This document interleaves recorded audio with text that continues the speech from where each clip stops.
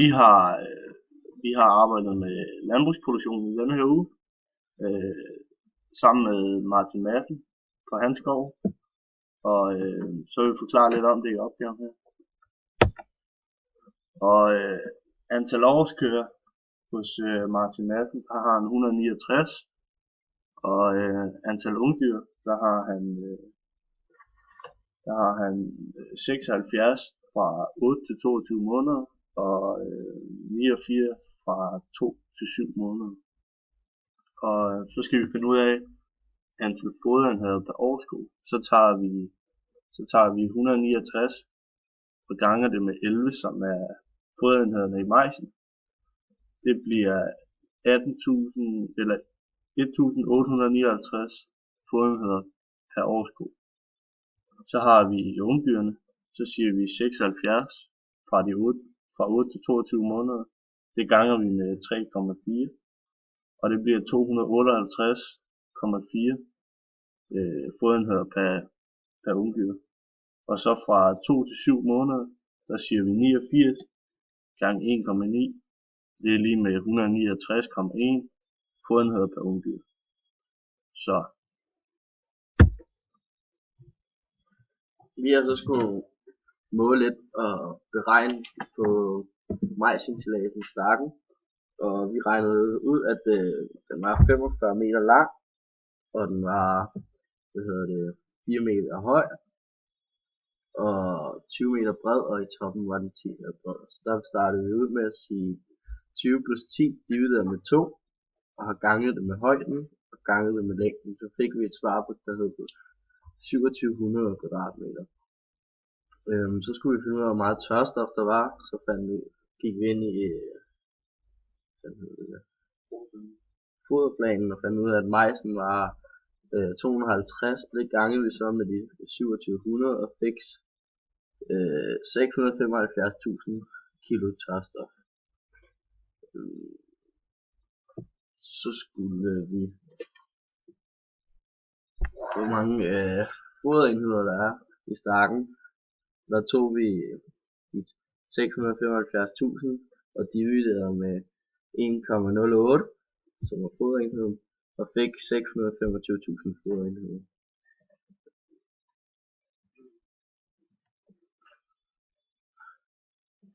Så har vi noget forventet høstudbytte. Vi forventede cirka at høste 10.000 foderenheder per hektar. Der har vi taget stakken, eller de foderenheder, der var i stakken, 625 og divideret med 10.000.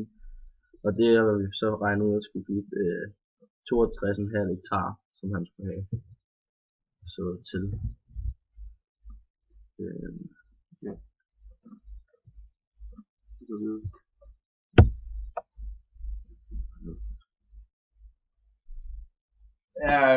Så har vi så udfordring. Det blandingstype, det er en vertikal foderblander. fra Kongskilde. Ja, fra Kongskilde, ja. Fodermidler, det er så vi har en masse fodermidler i. Det er så noget romelas, noget sojaskål og noget rapskage, noget rapskager, sodaved og noget komix, noget fodersalt og noget ureakridt og noget mættet fedt og hvedehalm og brok og majs. Ja.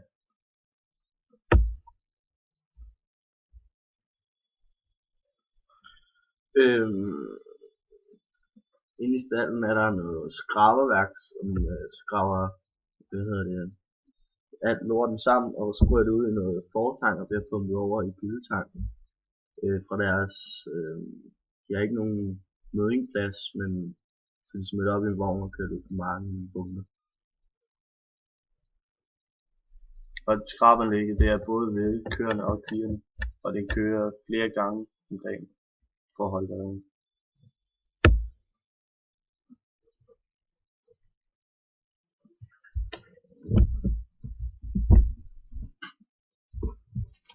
så har vi taget hvedeplanten, og hvedeplanten var i vækststadie 25, blev vi enige om, og vinteren, det har været en god vinter, hvis man skal sige det sådan. Vi har ikke haft så meget frost, og den var rigtig god mod planten. Og så skulle vi måle, hvor mange planter der var på en kvadratmeter. Der talte vi det til 230 planter på 1 kvadratmeter. Så har vi 2 forskellige sorter. En torp, den ene hvedesort, og en KWS Lily. Torpen, som Martin også han havde en del af, den har et højt kerneudbytte, men den har ikke særlig meget råprotein, og den vejer ikke så meget. Ellers er det en meget middel sort, som giver en god indkomst. Og KWS, KWS Lily, det er en meget almindelig sort. Den er middel i mange.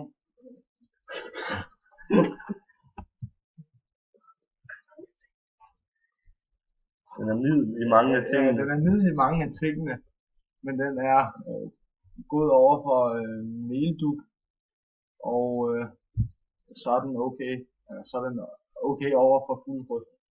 Ja. Ja.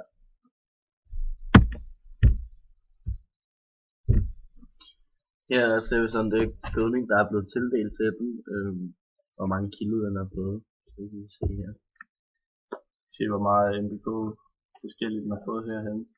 NPKS 27 3 5 1 2. Den har fået en del af. Hvad dato det er, og sådan hvor meget eller sådan noget.